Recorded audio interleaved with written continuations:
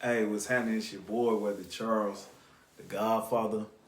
Welcome to Wed in the Mess. Mad with the Mess. I don't know why I messed that up. Wed with the Mess. I'm your host, Godfather, where we talk about love and the black man's view, life with meaning and purpose, and fitness with an intent to perform. Today's topic is the difficulties of co-parenting, and we're gonna get into the nitty gritty for this. This one is an overview of what we're gonna be discussing. I know a lot of people's either going out tonight because it's a beautiful day, it's a beautiful night, it's Good Friday. So if you're with your family on Good Friday, please, celebrate with them, enjoy their company. Being with your family is one of the most important things there is. So if you are with your family as well, this is gonna be pretty juicy for you because there's a lot of difficulties co-parenting. And we don't really talk about it, especially black men.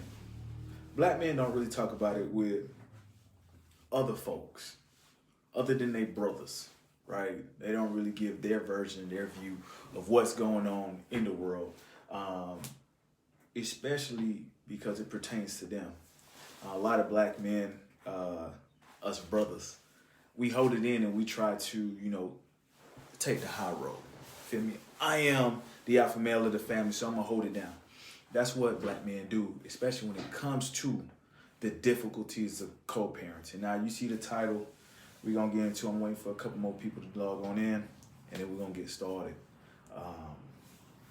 But today, we're gonna discuss the reason why there's difficulties.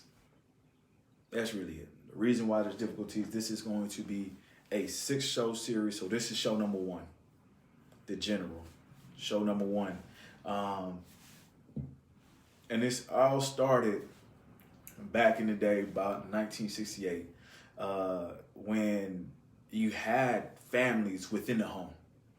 Families with 3 to 5 kids, 6 kids. Y'all was popping them out like crazy. The baby boom was going out.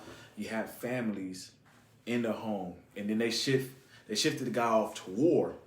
And once they did ship the guy off to World War II, and everybody was like, oh, we got to get the women involved, women this, and there was an empowerment for women. Well, that led a staple movement for women for that day and age to continue forth in our day and age to have women be solo parents. And because of that independence, now we see rift, entitlement, and different structures. Now, I'll give y'all some background information. I took some notes. So if you want to fact check me, you go online right now, Google it. This is from the Pew Research Company. Today, in the world, there are over 11 million single parent families in the United States. 11 million single parent families in the United States alone. Out of those 11 million, 8.5 million are single women. Out of that 11 million, 2.5 million are single men. You understand, because of what happened in the past, it relates to the future. My coach always told me, Coach Otis Mound said, it's how you start. That's how he used to tell me. He said, it's how you start. That's going to show your progression. If you play sports, how you start is how you finish. If you start strong, you finish strong. That's what they tell you. So when we started to remove men out of the family. We started to make women stronger. And that's a good thing. We want our women to be strong and empowered. But when it comes to our family, we want something cohesive. But when you break up homes and you put it in this dynamic, listen to this. 27% of solo parents are living in poverty. They're living in poverty right now. That happened in the past and it's still here today. That's an increase of 13% of what it was it's an increase of 14% of what it was in the past. In 1968, it was 13%. It's 2021. That's a 14% increase. I'm not even done yet. Majority of this 27% are younger and uneducated people. And what I mean by that, no degrees, feel me? They just got out of high school or were in school and they decided to drop out. These are all the people who are hurting for some weird reason within this difficulty. Now, I'm only giving you a background context. I haven't even touched this. There are 23% of those 27% of people living with another person or their parents. These are single parents, right? Single parents. This is on the difficulty of co-parenting. It starts with the facts. So we need to get to the facts first. We need to get to nitty-gritty. 23% of those people is either living, cohabiting with the person that they had a kid with, unmarried as well, or living with a friend or living with a parent, especially grandmothers if you're black. Now, out of this, 89% of these 27% are mothers. We got to do right by our mothers. We got to do right by our brothers and sisters.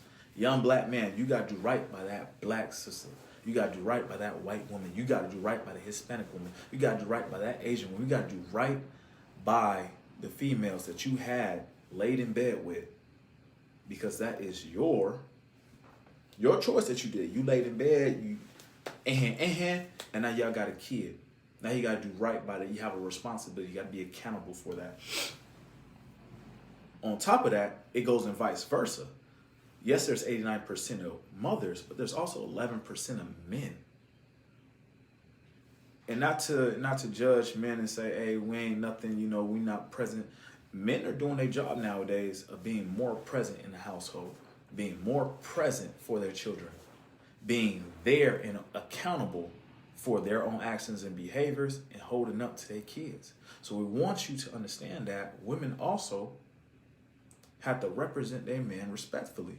If you laid in bed with this guy, give him credit for where it's due, because without him, we wouldn't have a kid.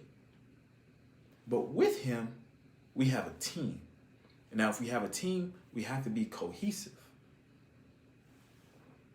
So, with that being said, the U.S. Census, and I'm going to relate this to Ohio, the U.S. Census says there are about 24,725,000 of single parents in the United States, right? That was in 2016. 35% of those people were single parents. 2017, 24,267,000 single parents. 34% of those were single parents, right? 2018, 23 million single families. And still 23% were, let me get that back. Yeah, 23% were single families. In 2019, 24 million it went back up. It went to 24 million, and 35% were single family parents. Out of these, in the state of Ohio, you see, I'm from Fort Lauderdale, Florida, but since I'm in this state, OH, I figured y'all would say IO. I seen somebody's probably typing it into comments. But in 2017, we had 920,000 people here, single family homes. That's 37% of that 24 million. 2018, 924,000. That went up 38%. In 2019, 889,000. Yeah, it decreased. But the population for single families is well decreased in 2019, making that 37%. It's a high percentage of people being single parents and single families in the United States of America. That's where this started. So when I'm saying this, I'm not the only person going through this. There's are millions and millions of people going through this the same way that I'm going through this. And I'm going to tell you about the black experience, right? I'm going to tell you about my side of the story and get my point of view. And if y'all have questions, throw it in the comments, because I'm ready to answer them. I'm a proud father. I'm a nice guy. I'm neutral. I don't care. He say, she say, I don't care. We're going to do what's right as a parent for our children. And we have to do what's right for us. And not only that, we have to do what's right for the person we laid with to have a kid with. So if y'all have some negative things to say, I don't want to hear it. We're going to get to the truth and the truth only, and that sets you free. You hear me? So last few things for this background before I get into some dirty. Out of the United States of America, with the 73.7 million people that live in this continent, 79% of those households are white Americans. 13% are Black and Hispanic Americans, and 5% are Asian Americans. Our households are growing smaller, mainly because of this generational push for independence and finding yourself, self-care. We're finding there is a 28% rising incline of people living in houses alone. And I fit this description. I live in my own house. It's all paid for. This is my home. I know y'all love it. Y'all in my office right now. Y'all love it. I'm a single parent, single family household, single father here, and I have one child. So my household demographic will be 1.5 or 2, because I'm here, but my son also, you feel me, he lives in 2 different households. So it's about 1.5. Majority of households now in America are about 2.5 for demographics. So either you have 2 families, either it's your single parent and a child, or single parent, grandma, child that lives here or there. That's the majority of the rising incline of single family homes for this push for independence that's been going on in America. Now let's get into some difficulties. There's topics that I want to hit, and it's really touchy. So we're going to talk about 5 different topics in the next few shows. And these 5 topics, I'm going to go over them, are what is right for the child. So that will be the last show that we're going to have, is what is right for the child. The second show for next week is going to be dating while being a co-parent. I believe that's one of the most ugliest portions of co-parenting, because I wish somebody else would be a part of my son's life and he'd be like, oh, that's mommy, that's not your mom, right? Or if, he was with his mom and she had a man and whatnot, and she was like, had him around all the time, and he was like, oh, that's daddy, that ain't your dad, homie, right? So it builds and fuels tension. So we're going to talk about that on next week's show. The week after, we're going to talk about the different parenting styles.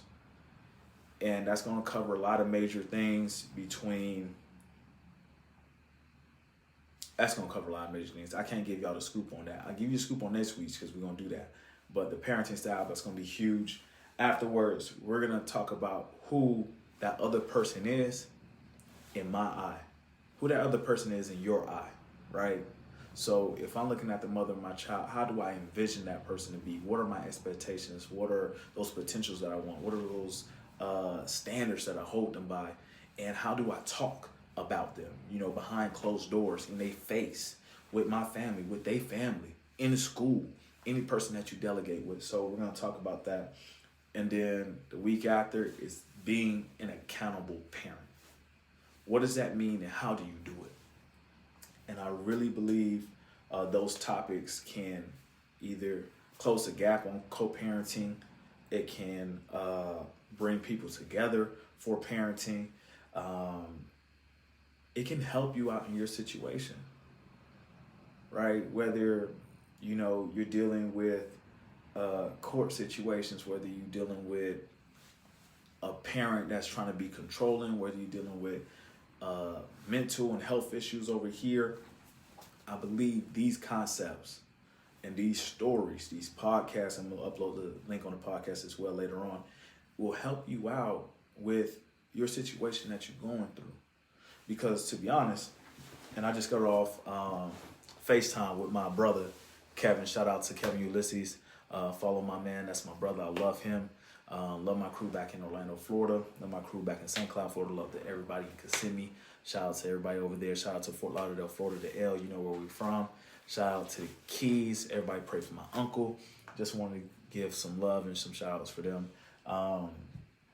But we want to at least cover these real serious topics. So some of the topics that we're going to discuss as well is boundaries. One, we need boundaries for parenting. I don't care what anybody say. You're going to respect it. You're going to have to clench that, tighten it up, nip it in the butt. Boundaries. One. Other thing, communication style. Two, don't be yelling at me when I'm talking to you. Don't you do that. Don't you do that. I'm a parent, you a parent, we adults. Let's ice this out like adults, right?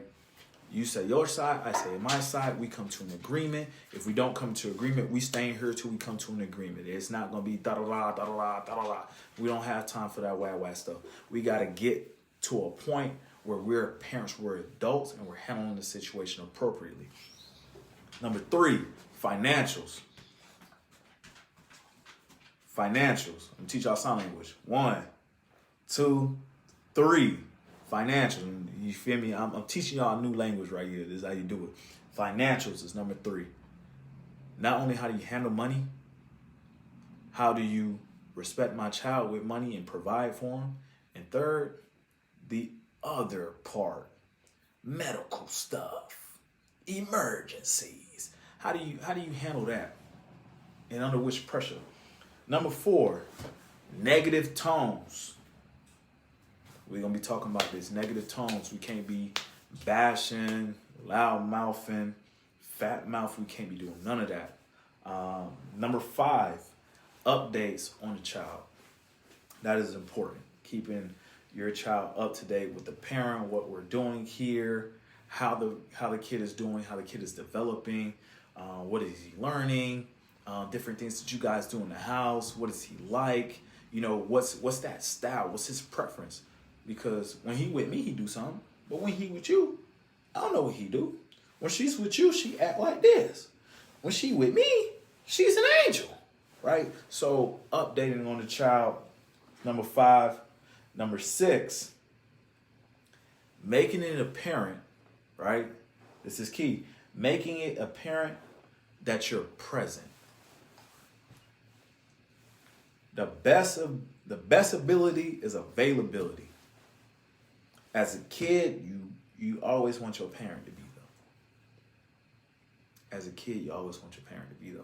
So when we parents, we always say, you know, you said you was gonna be there. He over here chilling, waiting for you, and you didn't even show up. What's up with that? He calling your name. I wanted to FaceTime you so he could say goodnight to you. Where you at? Oh, you out here doing blasey. Like, you have to be and making it a point to be present for your child. Right? So we're gonna be talking about that. Number 7, court. Yes, I said it. Get them papers out. I said it, court. Child support. Court date, court fines. I'm talking about the emotional stress that you go through when you go to court. Those long 18 plus years that you gotta live through to deal with. Living arrangements. Oh yeah. We're gonna be talking about court a little bit in this.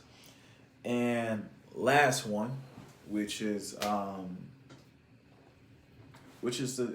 toughest and most sensitive thing for me. And I would hate for any of my friends or any of my constituents or any of the parents here that's watching this live and tuning in to do this to their other significant other or partner.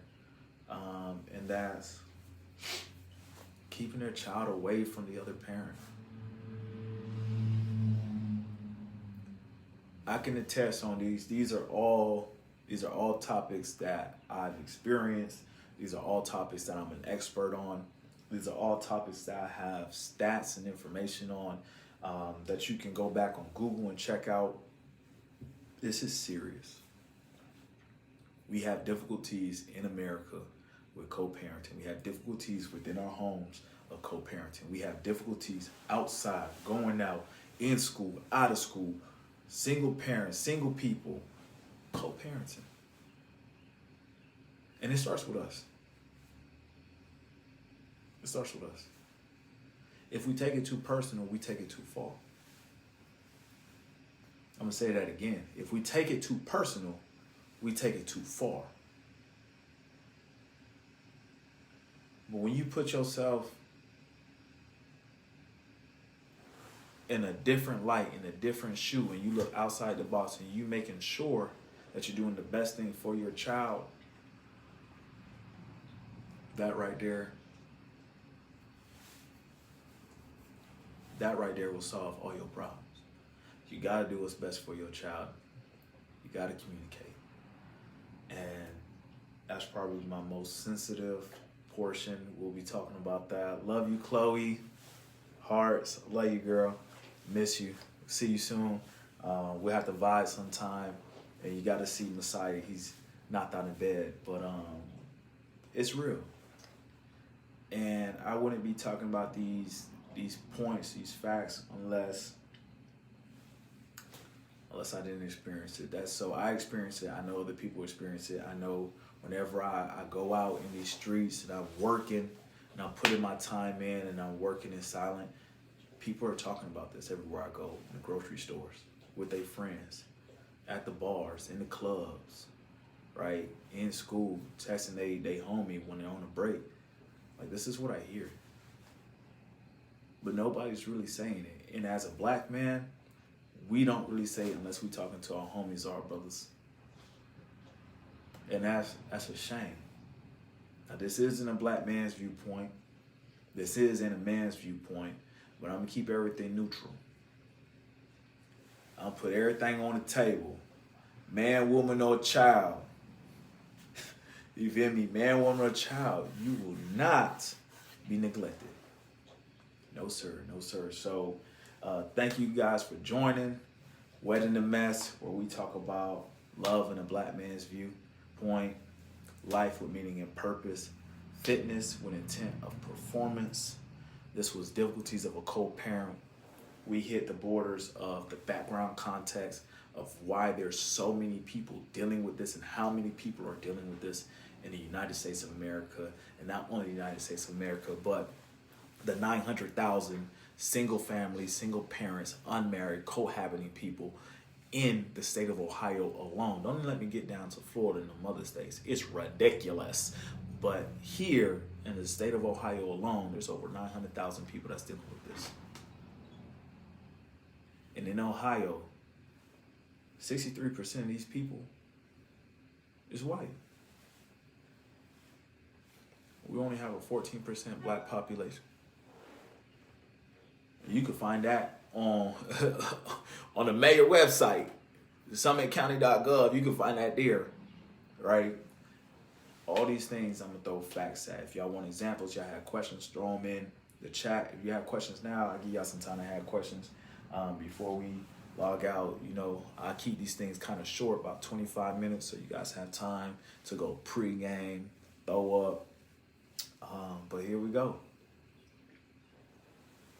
If you have questions, throw them in the chat. Let's see what you got.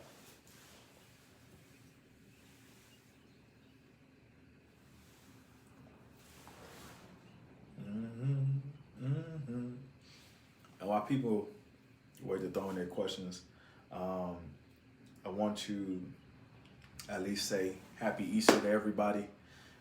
Stay with your family. Always be with your family. Always check up on your family, check up on your loved ones who've been working hard or been working in silent, because you never know what they're going through, and they would love to hear positive affirmation. You know, tell those people that you like or that hit you up on occasion that you love them. Even give them a little text like, hey, look, I was thinking about you. Hope you're doing well. Like a little shot like that, letting them know that, you know, we're thicker than blood. Even though you're not family, we're thicker than blood, you're family. And I'm here to help you out, right? So that's Wed with the Mess. We don't have any questions. We're over here hitting the 25-minute mark. I love y'all. Tune into the next show. The next show, Wed with the Mess, the difficulties of co-parenting. And that topic will be dating while co-parenting. Don't miss the show. I'll see y'all next Friday at 7. I'm going to throw the link in for the podcast later on. Oh, hold on. I just got a question. What's the hardest part about parenting as a black man while fighting against the normal stereotype? Whew. Okay. So the hardest part about parenting as a black man, one, is that we are known at this moment in time, and this was on kids count, right? Yeah, this is on the kids count data. Black men are known to be violent, right? And that really is the stereotype. Black men are known to be violent. We're known to not be present for our children. We're known for abandonment. And within our community, we've had abandonment issues. There are more black children and black men who get away from the family due to some court situations, right? So if my livelihood is based off of a check that I had to give to the woman that I laid with that had the child, she gets a majority of my check. So now I had to get another job to at least live, right? So I have two jobs so I can survive. But if I have two jobs, that's 2 times the amount of time that I can't go see my son, or I can't go see my daughter, or I can't be present in that matter. But then I also have the other co-parent with their own set of ideals, their own set of standards, their own set of expectations. Well, he's not coming to see his child. I'm giving you a check. Say randomly, I work 2 jobs, I make $2,000. Taxation, right? Child support is gonna at least take $1,000 if they deem me the parent that needs to pay out for child support. So that's half my wages. Now they can garnish it, or I can pay it in check monthly, depending on what they say in court. If they garnish my wages, that's $1,000 that now I have to give to rent. Natural rent in Ohio is from $650 to $1,500. $650 is the low ball. If you subtract $650 from $1,000, right? $650 minus $1,000, $50. My apologies. That's $350. Have $350 to live off of, where I have to pay electric, light, water, food, gas, car bill, car note, insurance if I have that. What are y'all barking about? Insurance if I have that. And then expensive for my child. Not only that, medical bills if you have that. I can't do much with that. So what I have to do, I have to pick up another job. So say if Kiki got little Ray Ray, and little Ray Ray got a game, hey little Ray Ray, I'm gonna be there. But if I have to be there for the game, I'm missing out on money that I have to provide for myself and for my child. So those are the difficulties of being a black man, because that sense of abandonment means I have to put in more time on working versus being present. Or I'm just really furious and emotionally challenged, really sensitive to the degree where I don't like the situation that I'm in. So now I'm cussing you out, degrading you, belittling you, trying to control you, trying to make your life terrible. And you see this majority of the time. You see this. I'm stuck on drugs. I'm an abuser. I got people running in and out of the house because I'm out here riding around trying to get it, right? You have those 2 stigmas, and we don't want to make them dogmas. If you make them a dogma is like what social media influencers do. They follow a TikTok. They make it look good. They make it look nice, right? And then everybody follow lead. We don't want to make it a dogma. We don't want to be sheep, right? A black man is a black king, right? He's a black king, king of oneself. He's the leader of the home. He's the head of the household. He is the shining light for his son or daughter in the image that say, hey, look, this is what men should be like. And when kids see that, they lead themselves into either teen pregnancies, high divorce rates, and most likely the people that are dropping out of school, right? So those are the difficulties of being a black man parenting while fighting the stereotype. So that was a great question, by the way. My bad for dragging. I felt a little emotional there. If y'all have any more, please, that was perfect. If you have another question, any ladies got questions, any men got questions, just throw it out there. Because this is juicy. This is juicy. Feel me? I got my juice right here, strawberry lemonade. Get y'all together. And make sure, if you are in that situation where you're a little heated or emotional about your other parent, and this is advice from a black man who's been there. You feel me? I've been there. I'm going through year 3 with it, because my son's about that time. So through the 3rd year dealing with co-parenting,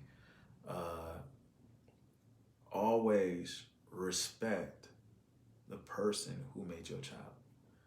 Most people call them baby mamas. I'm gonna keep it straight with you. That's the mother of my child. You gonna respect it. I don't care who you are. You gonna respect it. If you say, "Oh, your baby mama," you gonna hear me correct you. That is the mother of my child, and you gonna say it. Period. So respect that person. Hold them to a higher standard. Respect them. Have some integrity for them, and back them up. And if they don't back you up, you the man, right? Your actions speak louder than your words. Period. And that's, if you don't understand that, you don't really understand anything. So again, it's Good Friday. Enjoy your Friday. Get litty bitty. Go back to your families. Tell them you love them.